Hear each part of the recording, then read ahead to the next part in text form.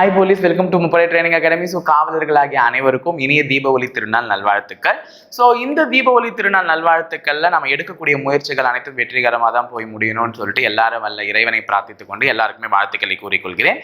So எல்லாருக்குமே தெரியும், தீபாவளின்றது ஒரு அசுரனை அழிச்சு நல்லதை நிலைநாட்டினாங்க அப்படின்றதுக்காக தான் இந்த ஃபங்க்ஷன் செலிப்ரேட் பண்றாங்க அப்படின்னு சொல்றோம். ஸோ காவலராகிய உங்களுக்கும் அந்த சமூகத்துல தப்பு நடக்காம இருக்கணும், அதை தட்டி கேட்கறதுக்கான உரிமை உங்களுக்கு தான் கொடுத்துருக்காங்க. ஃப்ரெண்ட் காவல்துறை உங்கள் நண்பன் அப்படின்னு சொல்லிட்டு நிறைய பேர் பார்த்துருப்பீங்க. ஸோ ஒரு உரிமையா ஒரு பொதுஜனங்கள் பப்ளிக் பாத்தீங்கன்னா ஒரு பெத்தவங்க கிட்டயோ இல்லை அவர்களை சுற்றி இருக்கிறவர்கிட்டயோ மட்டும்தான் என்ன பண்ணுவாங்க, உரிமையா அந்த அவங்களுக்கு நடந்த ஒரு தப்பாகட்டும், அவங்களுக்கு நடந்த ஒரு கஷ்டத்தை ஆகட்டும் எடுத்துட்டு போய் உரிமையா சொல்லுவாங்க. அவர்களுக்கு அடுத்ததா அவர்கள் பார்க்கறது காவல்துறை நண்பர்களாகிய உங்களை தான். ஸோ அந்த அளவுக்கு உங்க மேல பொறுப்பையும் நம்பிக்கையும் வச்சிருக்காங்க. அந்த நம்பிக்கையை என்னைக்குமே பாழாக்காம உங்களுடைய சர்வீஸை நேர்மையா உங்களுடைய கரியர்ல தொடருவீங்க அப்படின்னு சொல்லிட்டு நான் நம்புறேன். ஓகேங்களா? So all the very best. அது இன்னொரு முறை தீபாவளி திருநாள் நல்வாழ்த்துக்கள் அனைவருக்குமே மற்றும் அவர்கள் குடும்பத்தினருக்கும். ஓகேவா? ஸோ என்னுடைய சார்பில் தீபாவளி திருநாள் நல்வாழ்த்துக்கள். தேங்க்யூ. ஸோ இப்போ நம்ம பார்க்க போறது உளவியல் உங்கள் சாய்ஸ், அதற்கான வீடியோ தான். ஸோ உளவியல் உங்கள் சாய்ஸ்ல இன்னைக்கு நீங்க பார்க்க போறது புதிர்கள். ஸோ ஆல்ரெடி புதிர்களுக்கான வீடியோ நம்ம சேனல்ல அப்லோட் பண்ணியிருக்கோம், இல்லாமலாம் இல்லை. ஓகேவா? அதோட லிங்கை சர்ச் பண்ணுங்க, முப்படை புதிர்கள் அப்படின்னு சர்ச் பண்ணா கூட நிறைய வரும் வீடியோஸ், அதையும் பார்த்துருங்க. பேசிக்ஸ் இன்னைக்கு நம்ம ரிவிஷன் தான் போயிட்டு இருக்கோம் இந்த உளவியல்ல. ஸோ இது நான் டக்கு ரிவிஷன் தான் எடுத்துட்டு போறேன். அந்த பேசிக்ஸையும் நீங்க போய் பார்த்துட்டு வந்தீங்கன்னா உங்களுக்கு இதுல ஒரு கிளாரிட்டி கிடைக்கும். ஆல்ரெடி பார்த்தவங்களுக்கு இந்த வீடியோ ஃபன்னா போயிடும், ஃபாஸ்டா போயிடும். பார்க்காதவங்க அதை போய் பார்த்துட்டு வந்தீங்கன்னா அவங்களுக்கு கொஞ்சம் எளிமையா இருக்கும். ஓகேவா? ஃபைன். ஸோ ஃபர்ஸ்ட் பாருங்க, ஃபர்ஸ்ட் क्वेश्चन என்ன கேட்டிருக்காங்கன்னா, ரெண்டு கேள்வி இருக்கு இதுல. இதை நீங்க சால்வ் பண்ணீங்கன்னா உங்களுக்கு ரெண்டு கேள்வி இருக்கு. ஃபர்ஸ்ட் क्वेश्चन பாருங்க, கீழ்காண தகவல்களை நன்கு படித்து வினாக்களுக்கு ஏற்ற விடையளிக்கவும். 6 நண்பர்களான A, B, C, D, E, F ஆகியோரை பற்றிய தகவல்கள் தான் கொடுக்கப்பட்டிருக்கிறது. அப்ப 6 பேர் இருக்காங்களாம். அந்த 6 பேரை பத்தின தகவல் தான் கொடுத்திருக்காங்க. யார் யாரு? A, B, C, D, E, F. ஓகேவா? அப்ப A, B, C, D, E, F இந்த 6 பேரை பத்தின தகவல் என்னென்ன கொடுத்திருக்காங்கன்றத பாருங்க. இதில் A, C, D ஆகியோர் கண்ணாடி வளையல் அணிந்திருந்தனர். A, C, D எல்லாரும் என்ன வளையல் அணிந்திருந்தார்களா? கண்ணாடி. கண்ணாடின்னும் போது நான் கான் போட்டுக்கிறேன், அப்பதான் எனக்கு புரியும். கண்ணாடி வளையல் அணிந்திருந்தனர். அப்ப ஃபர்ஸ்ட் அவர்கள் என்ன வகையான வளையல்கள் அணிந்திருந்தனர்னு சொல்லியிருக்காங்க, கண்ணாடி வளையல். மீதமுள்ளோர் தங்க வளையல் அணிந்திருந்தனர். அப்ப இவங்களுக்கு எல்லாம் என்ன பண்ணிக்கிறேன்? தா. அப்ப முன்னாடி இருக்கவங்களுக்கு எல்லாருக்குமே தா. அப்போ 3 பேர் கண்ணாடி வளையல் அணிந்திருந்தனர், 3 பேர் தங்க வளையல் அணிந்திருந்தனர். அப்ப தா என்பது தங்க வளையலை குறிக்கும், கா என்பது கண்ணாடி வளையலை குறிக்கும். அப்ப முதல் இன்ஃபர்மேஷன் அவங்கள பத்தினது, அவங்க என்ன கலர் வளையல் போட்டிருக்காங்க, என்ன மாதிரி வளையல் போட்டிருக்காங்க. அடுத்தது BCA. BCA ஆகியோர் ரோஜா மலரும் மீதமுள்ளோர் மல்லிகை மலரையும் வைத்திருந்தனர். அப்ப யார் யாரெல்லாம் ரோஜா வச்சிருக்காங்க? B, C, A இவர்கள் எல்லாமே ரோஜா மலர். மீதமுள்ளோர் என்ன மலர்? மல்லிகை. என் மன்னன் மயங்கும் அப்படின்ற மாதிரி மல்லிகை மலர் வைத்திருந்தனராம். சோ அடுத்தது இதில் BCF ஆகியோர் உயரமாகவும் மீதமுள்ளோர் குள்ளமாகவும் இருந்தனர். யாரெல்லாம் உயரம்? BCF. அப்ப உயரம் யாருன்னா BCF, இவர்கள் எல்லாம் உயரம். அப்ப பாக்கி இருக்கவங்களா என்ன? குள்ளம். ஓகேவா? சோ எல்லார பத்தின இன்ஃபர்மேஷன் நேரா எழுதிட்டேனா? இப்ப என்ன தெரியுதுன்னா, பீன்ற ஒருத்தர் தங்க வளையல் அணிந்திருப்பார், ரோஜா மலரை சூடி இருப்பார், உயரமாக இருப்பார். இந்த மாதிரி இன்ஃபர்மேஷன் தெரிஞ்சு இப்ப நம்மள கேள்வி கேட்கிறாங்க, கேள்வியை படிச்சு பதில் சொல்ல வேண்டியதுதான். என்ன கேள்வின்றத பாத்துருவோமா? யார் உயரமான கண்ணாடி வளையல் அணிந்த ரோஜா வைத்துள்ள பொன்? அப்ப அந்த பொண்ணு எப்படி இருக்கணுமா? உயரமா இருக்கணும், கண்ணாடி அணிஞ்சிருக்கணும், ரோஜா வச்சிருக்கணும். கண்ணாடி வளையல் அணிந்திருக்கணும். கண்ணாடி இல்ல, கண்ணாடி வளையல். அப்ப கண்ணாடி வளையல் அணிந்த பெண்கள் 3 A, C, D. அதுல ரோஜா வச்சிட்டு இருக்கிறது 2 பேரு தான், ஏவும் சியும் தான். அதுல உயரமா இருக்கிறது ஒருத்தி தான், சி. புரிஞ்சுச்சா? அப்ப கண்ணாடி வளையல் அணிந்த பெண்கள் A, C, D. அதில் உயரமா இருக்கக்கூடிய பெண்ணு சி தான், அவ தான் ரோஜாவும் வச்சிருக்கா. ஓகேவா? அப்ப ஆன்சர் முதல் கேள்விக்கு என்னன்னா, எந்த பெண் வருவார்கள் என்றால் சி. ஓகேவா? சி என்ற பெண். ஆப்ஷன் சி இல்லமா, பதில் சி. ஓகே. யார் குள்ளமான மல்லிகை வைத்த தங்க வளையல் அணிந்த பெண்? அடுத்த கேள்வி என்ன கேக்குறாங்க? குள்ளமா இருக்கணும், மல்லிகை பூ வச்சிருக்கணும், தங்க வளையல். அப்ப தங்க வளையல் வச்சிருக்கிறது BEF. அதுல குள்ளமா இருக்கிறது ஒரே பொண்ணு தான், E தான். ஏன்னா தங்க வளையல் வச்ச 2 பொண்ணுமே உயரம். குள்ளமா இருக்கிறது ஒரு பொண்ணு தான், மல்லிகை பூ தான் வச்சிருக்கு. யார் அது? E. அப்ப இரண்டாவது கேள்வியினுடைய பதில் என்னன்னு பாத்தீங்கன்னா E. ஓவர். சோ அடுத்த கேள்வி போலாமா? அடுத்தது போலாமா? சோ இதே மாதிரி ஒரு கேள்வி. இப்போ 3 5, அதாவது 3 கேள்வி இருக்கு, 3 4 5. இப்பயும் கீழ்கண்ட தகவல்கள் படித்து வினாக்களுக்கு ஏற்ற விடையளிக்கும். 6 பேருந்துகள் இருக்கான், ABCDEF. இப்ப 6 பேருந்துகளை பற்றிய தகவல்கள் சொல்றாங்க. என்னென்ன சொல்றாங்கன்றத பாருங்க. ABCDEF 6 பேருந்துகளை பற்றிய தகவல்கள் என்னன்னா, இதில் A மற்றும் E சொகுசு பேருந்தாகவும் மீதம் உள்ளது சாதாரண பேருந்தாகும். அப்ப எந்தெந்த பேருந்து சொகுசு பேருந்தா, நல்லா படிச்சுட்டு ஜமாயா போலாம். அப்போ ஏவும் ஈயும் சொகுசு பேருந்து. அப்ப ஏவும் ஈயும் மட்டும்தான் சொகுசு பேருந்து, மீதம் உள்ளது சாதாரண பேருந்து. உக்காந்துன்னு போக வேண்டியதுதான் முதுகு வலிக்க வலிக்க. அப்ப மீதம் உள்ளது சாதாரண பேருந்து, ஏவும் ஈயும் மட்டும் சொகுசு பேருந்து. அடுத்தது BCE ஆகியவை பச்சை நிறமும். என்னன்னு சொல்லியிருக்காங்க? BCE ஆகியவை என்ன கலர்ல இருக்கான்? பச்சை கலர்ல இருக்கான். அப்ப B பச்சை கலர், C பச்சை கலர், E பச்சை கலர். ஓகேவா? BCE பச்சை கலர், மீதம் உள்ளவை சிவப்பு. அப்ப Dயும் சிவப்பு, Aவும் சிவப்பு, Fவும் சிவப்பு கலர்ல இருக்கான். ஓகே. அடுத்தது ACF ஆகியவை சென்னை. ACFன்ற பஸ்ல எங்க போலாம்? சென்னைக்கு போலாம். அப்ப A Chennai bus, C Chennai bus, F Chennai bus. மீதமுள்ள பஸ் எல்லாம் எங்க போகுதுன்னா வேலூர். அவங்க சொல்லிட்டாங்க, நம்ம முப்படை பயிற்சி அமர்ந்துள்ள வேலூருக்கு வருது. அப்ப இதுதான். அப்ப இத பத்தின ஒரு டீடைல் கேட்டுச்சு. அப்போ ஏன்ற ஒரு பஸ் சொகுசு பஸ்ஸா இருக்கும், என்னவா இருக்கும்? சிவப்பு கலர்ல இருக்கும். எங்க போகும்? சென்னைக்கு போகும். அப்ப ஈன்ற ஒரு பஸ் சொகுசு பஸ்ஸா இருக்கும், பச்சை கலர்ல இருக்கும். எங்க போகும்? வேலூருக்கு போகும். சீன்ற பஸ் சாதாரண பஸ், பச்சை கலர்ல இருக்கும், சென்னைக்கு போகும். இந்த மாதிரி இன்ஃபர்மேஷன் நம்ம பார்த்துட்டோம். இப்ப நம்ம என்ன பண்ண போறோம்? கேள்விகளுக்கு போக போறோம். கேள்விக்கு போலாமா?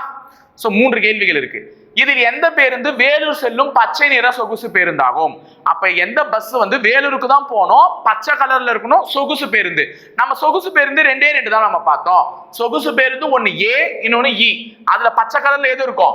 E தான் இருக்கு. ஏன்னா A வந்து சிவப்பு கலர். அப்ப ஆன்சர் கண்ணை மூடிட்டு சொல்லலாம், எதுதான்? E. ஓகேவா? கண்ணை மூடிட்டு சொல்லிடுவேன் E. நெக்ஸ்ட் கேள்வி என்ன கேட்டிருக்காங்கன்னா, இதில் எந்த பேருந்து சென்னை செல்லும் சிவப்பு நிற சாதாரண பேருந்து? அப்ப அடுத்த கேள்வி என்ன கேட்கிறான்னா, சென்னைக்கு போனோம், சிவப்பு கலர்ல இருக்கணும், சாதாரணமா இருக்கணும். சென்னைக்கு போறது 3 பஸ், அதுல சிவப்பு கலர்ல இருக்கிறது 2 பஸ், அதுல சாதாரணமா இருக்கிறது 1 பஸ். அது எது? F. அப்ப சென்னை செல்லும் சிவப்பு நிற சாதாரண பேருந்து F. அப்ப இரண்டாவது கேள்வியினுடைய பதில் F. ஓகேவா? அடுத்தது, இதில் எந்த பேருந்து வேலூர் செல்லும் பச்சை நிற சாதாரண பேருந்துன்னு கேட்கிறாங்க. அப்ப வேலூருக்கு போற பச்சை நிற சாதாரண பேருந்து எதுன்னு கேட்கிறாங்க. அப்ப வேலூருக்கு போனோம், இதுவும் வேலூருக்கு போகுது, இதுவும் வேலூருக்கு போகுது, இதுவும் வேலூருக்கு போகுது. ஆனா வேலூருக்கு போறதுல பச்சை நிறம் 2 தான், E1 B1. ஆனா அது எப்படி இருக்கணும்? சொகுசு பேருந்தா இருக்கக்கூடாது, சாதாரண பேருந்து. அப்ப மூணாவது கேள்வியினுடைய பதில் என்ன? B. ஓகேவா? A ஆப்ஷன்ல இருக்கக்கூடிய B பேருந்து தான் வேலூர் செல்லும் பச்சை நிற சாதாரண பேருந்து. அப்ப ஃபர்ஸ்ட் 5 क्वेश्चनல இந்த மாதிரி பசில்ஸ் கேட்டா, இந்த மாதிரி புதிர்கள் கேட்டா எப்படி போடுவேன்றதுல தெளிவு வந்துருச்சு. சோ அடுத்த கேள்விகளுக்கு போலாமா? அடுத்து சில மாடல் क्वेश्चंस. அதாவது A என்ற நகரத்திலிருந்து B என்ற நகரத்திற்கு செல்ல 3 வழிகள் இருக்காம். எங்க இருந்து எங்க? A என்ற நகரத்திலிருந்து B என்ற நகரத்திற்கு செல்ல எத்தனை வழிகள் இருக்கு? 3. அப்ப A நகரம் இது, B நகரம் இது. சோ 3 வழிகள். நான் இந்த கேள்வி ஆல்ரெடி எடுத்திருக்கேன். 3 வழியில ஏல இருந்து பிக்கு போலாமா. அடுத்தது பி என்ற நகரத்திலிருந்து சி என்ற நகரத்திற்கு செல்ல 7 வழிகள் உள்ளதா.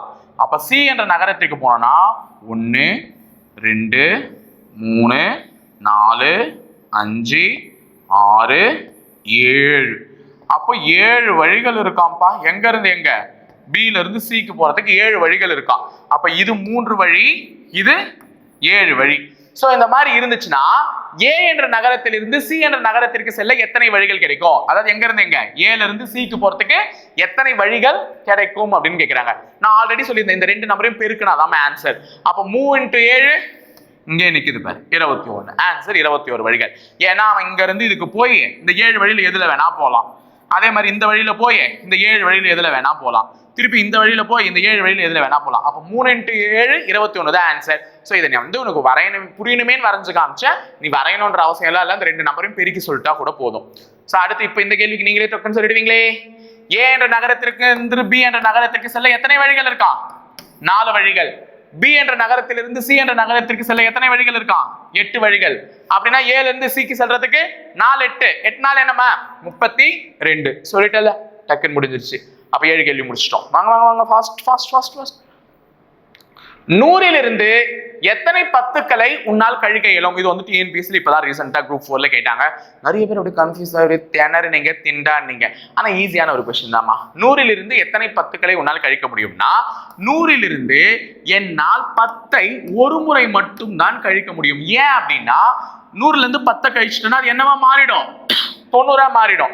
அடுத்த முறை நீ 90லிருந்து தான் 10 கழிக்க முடியுமே தவிர 100லிருந்து 10 கழிக்க முடியாது. ட்விஸ்டட் கேள்வி, டங் ட்விஸ்டர் மாதிரி ஒரு ட்விஸ்ட் கேள்வி தான். அப்ப 100லிருந்து 10ஐ உன்னால் எத்தனை முறை கழிக்க முடியும்? ஒரு முறை தான் கழிக்க முடியும். அடுத்த முறை கழிச்சா அது 100 இருக்காது, அது எதுவா தான் இருக்கணும்? 90 தான் இருக்கணும். அப்ப ஆன்சர் இந்த கேள்விக்கு என்ன? 1. ஓகேவா?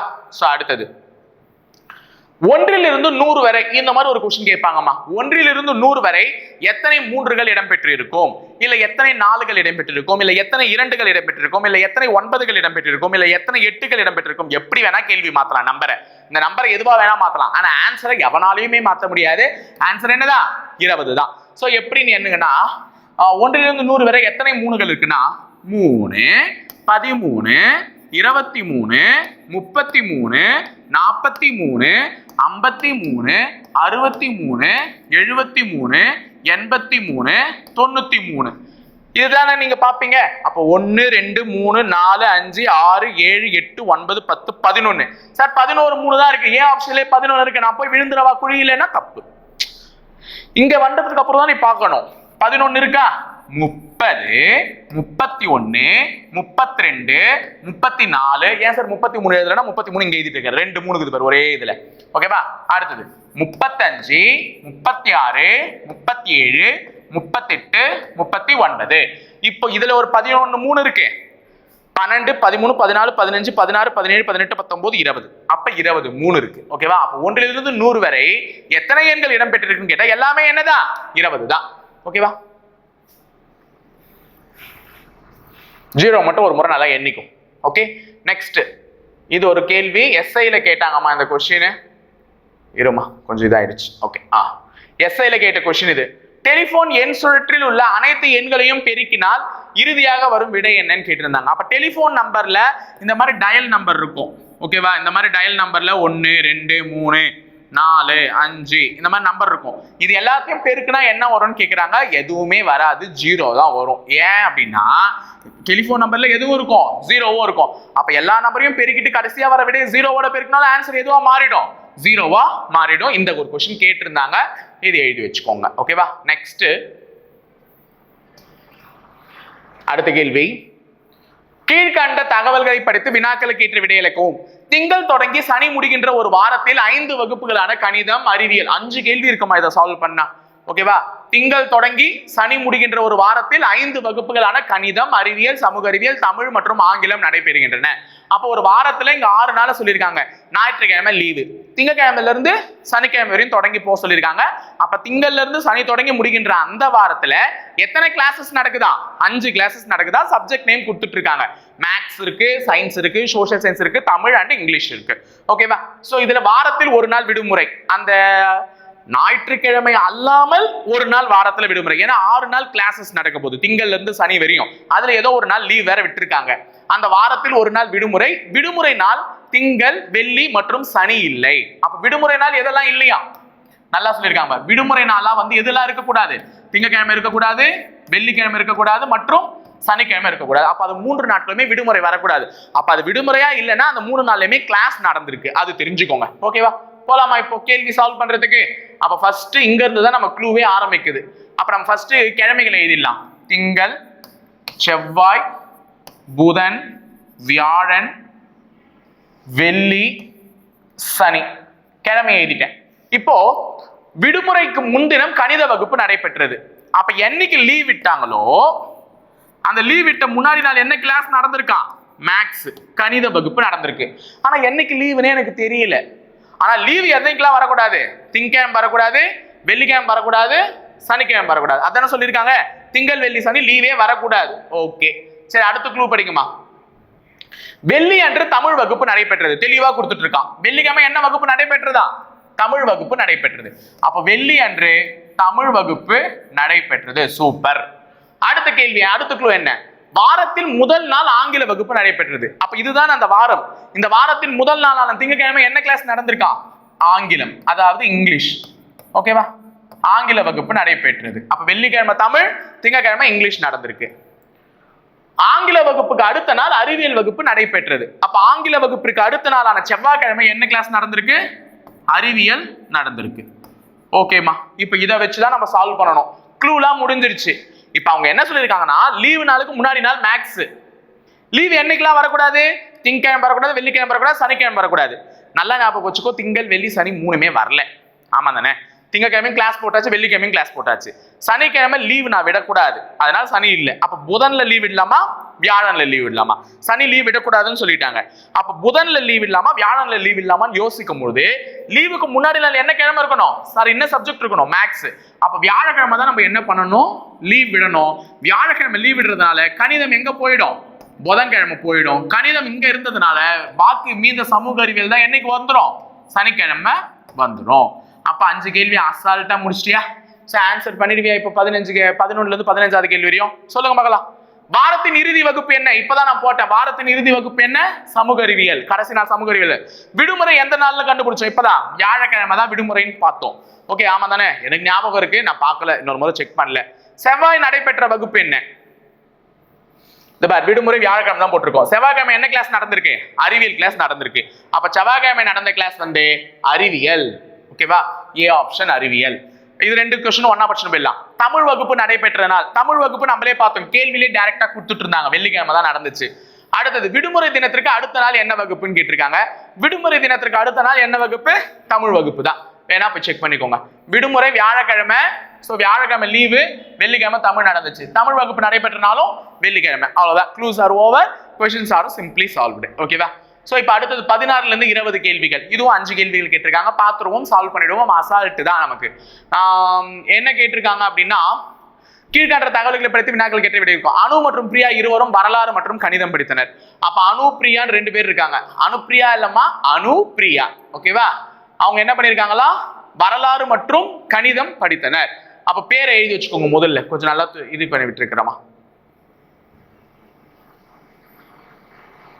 இங்க விட்டுறேன், ஏன்னா எனக்கு இங்க இருந்தா க்ளூஸ் தேவை. அனு மற்றும் பிரியா இருவரும் வரலாறு மற்றும் கணிதம் படித்தனர். அப்போ அனுன்னு ஒரு பொண்ணு இருக்காங்க, பிரியான்னு ஒரு பொண்ணு இருக்காங்க. சோ 2 பேரும் என்ன படிச்சிருக்காங்க? வரலாறு கணிதம். சோ நான் சுருக்கி எழுதிக்கிறேன். வரன்னா வரலாறு, கணினா கணிதம். அப்ப வரலாறும் கணிதமும் படிச்சிருக்காங்க. யாரு? அனுவும் பிரியாவும். பிரியா மற்றும் சோபா இருவரும் கணிதம் மற்றும் தமிழ் படித்தனர். அப்ப எந்தெந்த பொண்ணுங்க? பிரியாவும் சோபாவும் என்னென்ன சப்ஜெக்ட் படிச்சிருக்காங்க? கணிதம் மற்றும் தமிழ் படித்தனர். ஆல்ரெடி பிரியா இருக்காங்க. அப்ப நம்ம யாரை மட்டும் எழுதுனா போதும்? சோபாவை மட்டும் எழுதுனா போதும். அப்ப பிரியாவும் சோபாவும் என்ன படிச்சிருக்காங்கன்னா கணிதம் மற்றும் தமிழ். அப்ப சோபா கிட்ட நான் கணிதமும் தமிழும் எழுதிடுறேன், ஏன்னா தமிழ் நம்ம நாட்டு மொழி, அதனால ஃபுல்லா எழுதுறேன். ஓகேவா? அதே பிரியா கிட்ட ஆல்ரெடி கணிதம் இருக்கு. அப்ப எந்த சப்ஜெக்ட் மட்டும் எழுதுனா போதும்? தமிழ் மட்டும் எழுதுனா போதும். ஓகே, அடுத்தது அனு மற்றும் மாலதி இருவரும் தமிழ் மற்றும் ஆங்கிலம் படித்தனர். யார் யாரு? அனு மற்றும் மாலதி. அனு பேர் ஆல்ரெடி இருக்கு. அப்ப எந்த பொண்ணு பேரை மட்டும் எழுதுனா போதும்? மாலதி பேர் மட்டும் எழுதுனா போதும். அனு மற்றும் மாலதி இருவரும் தமிழ் மற்றும் ஆங்கிலம் படித்தனர். அப்ப மாலதி கிட்ட தமிழ் ஆங்கிலம், ஆங்கிலம். மாலதி கிட்ட தமிழ் ஆங்கிலம் எழுதிடுற. அனு கிட்ட வரலாறு கணிதம் தான் இருக்கு. அப்ப அவங்க கிட்ட நம்ம என்ன எழுதணும்? தமிழும் ஆங்கிலமும் எழுதணும். அப்ப அனு கிட்டையும் தமிழ் ஆங்கிலம் ரெண்டுத்தையும் எழுதிடுறேன். லாஸ்ட் மாலதி, அனு மற்றும் கலா. அப்ப புதுசா இன்னொரு பொண்ணு சேர்ந்திருக்காங்க. யார் அது? கலா. அப்போ மாலதி, அனு மற்றும் கலா மூவரும் அறிவியல், ஆங்கிலம் மற்றும் தமிழ் படித்தனர். அப்ப 3 பேருமே என்னென்ன சப்ஜெக்ட் படிச்சிருக்காங்க? அறிவியல், ஆங்கிலம், தமிழ். அப்ப அறிவியல், ஆங்கிலம், தமிழ். ஓகேவா? அப்ப கலா 3 பேரையும் எழுதிட்டேன். வேற யாருக்கு எழுதணும்? மாலத்திக்கு எழுதணும். மாலத்திக்கு ஆல்ரெடி தமிழ் ஆங்கிலம் இருக்கு. அப்ப என்ன சப்ஜெக்ட் மட்டும் எழுதினா போதும்? அறிவியல் மட்டும் எழுதினா போதும். அனு கிட்ட ஆல்ரெடி தமிழும் ஆங்கிலமும் இருக்கு. அப்ப அணுக்கு எது மட்டும் எழுதினா போதும்? அறிவியல் மட்டும். அப்ப எந்தெந்த பொண்ணு என்னென்ன சப்ஜெக்ட் நல்லா படிச்சிருப்பாங்கன்றத சொல்லிட்டாங்க. அனுதான் 5 சப்ஜெக்ட் படிக்கிறாங்க. வரலாறு, கணிதம், தமிழ், ஆங்கிலம், அறிவியல். பிரியா வரலாறு, கணிதம், தமிழ் மட்டும்தான். சோபா கணிதம், தமிழ் மட்டும் தான் படிக்கிறாங்க. இப்ப இவ்வளவும் தெரிஞ்சு போச்சு. இப்ப போலாமா? கேள்விகள் கேட்டிருப்பாங்க, பதில் சொல்லிடலாம். இவர்களில் யார் அதிக பாடங்களை படித்தனர்? அனுதான். நம்ம ஃபர்ஸ்டே பார்த்தோம்ல, அனுதான் 5 பாடமே படிச்சிருக்காங்க. இவர்களில் யார் குறைவான பாடங்களை படித்தனர்? குறைவான பாடம் யாருன்னா நம்ம நடுவுல வந்தாங்களே சோபா. ஏன்னா சோபா 2 சப்ஜெக்ட் தான் படிச்சிருக்காங்க. அப்ப ஷோஃபா தான் குறைவான பாடங்களை படித்த பெண். தமிழ் படிக்காத ஒருவர் யார்? அப்ப யாரு தமிழ் படிக்கல அப்படின்னு கேட்டிருக்காங்க. பார்த்தலாம். தமிழ் அனு படிச்சிருக்கா, பிரியா படிச்சிருக்கா, சோபா படிச்சிருக்கா, மாலதி படிச்சிருக்கா, கலாவும் படிச்சிருக்கா. எல்லாருமே தமிழ் படிச்சிருக்காங்கம்மா. அப்ப தமிழ் படிக்காத ஒருவர் என்று யாருமே இல்லை. இதை இங்க விட்டு போயிடுச்சு. தமிழ் படிக்காதவர் என்று யாருமே இல்லை. அப்படி யாரும் இல்லை. அப்ப ஆன்சர் அப்படி யாரும் இல்லை. அடுத்தது, இவர்களில் கணிதம் படிக்காதவர் யார்? கணிதத்தை யார் படிக்கலன்னு கேட்கிறாங்க. கணிதத்தை யார் படிக்கல? யாராவது படிக்கலையா? கணிதத்தை படிக்காதவர் அனு கணிதம், பிரியா கணிதம், சோபா கணிதம். அப்ப கணிதம் படிக்காதவர்கள் இவர்கள் இருவர், மாலதி மற்றும் கலா. அப்போ யார் ஆன்சர்ல இருக்காங்க? கலா தான் இருக்காங்க. அப்ப ஆன்சர் கலா. மாலதி இருந்தா மாலதி மார்க் பண்ணலாம், மாலதி இல்ல. அடுத்தது, இவர்களில் ஆங்கிலம் படிக்காதவர் யார்? ஆங்கிலத்தை யார் படிக்கலன்னு கேட்கிறாங்க. ஆங்கிலத்தை யார் படிக்கவில்லை? ஆங்கிலம் அனு படிச்சிருக்காங்க, பிரியா படிக்கல, ஷோபா படிக்கல. ஓகேவா? பிரியாவும் ஷோபாவும் தான் ஆங்கிலம் படிக்கல, மத்த எல்லாரும் படிச்சிருக்காங்க. அப்ப சர்றன்னு சொல்லுங்க பார்க்கலாம். பிரியாவா ஷோபாவா? பிரியாவா ஷோபாவா? ஷோபா. ஓகேவா? சோ ஷோபா. முடிஞ்சிச்சா?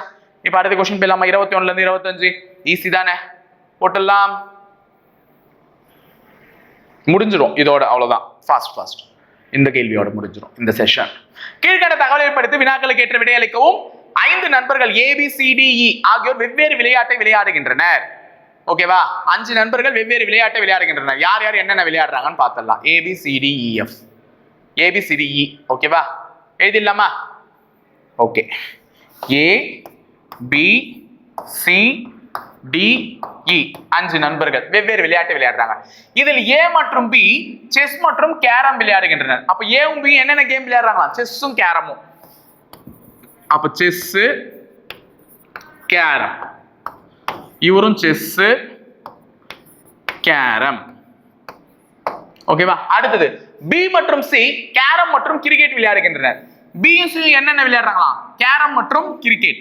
ஆல்ரெடி இவர்கிட்ட கேரம் இருக்கு. அப்ப என்ன மட்டும் சேர்த்துட்டா போதும், கிரிக்கெட் மட்டும் சேர்த்துறேன். இவர்கிட்ட கேரமும் இல்ல, கிரிக்கெட்டும் இல்ல. இவருக்கு புதுசா தான் எழுதணும், கேரம் கிரிக்கெட். அப்ப செஸ், கேரம், கிரிக்கெட். ஓகேவா?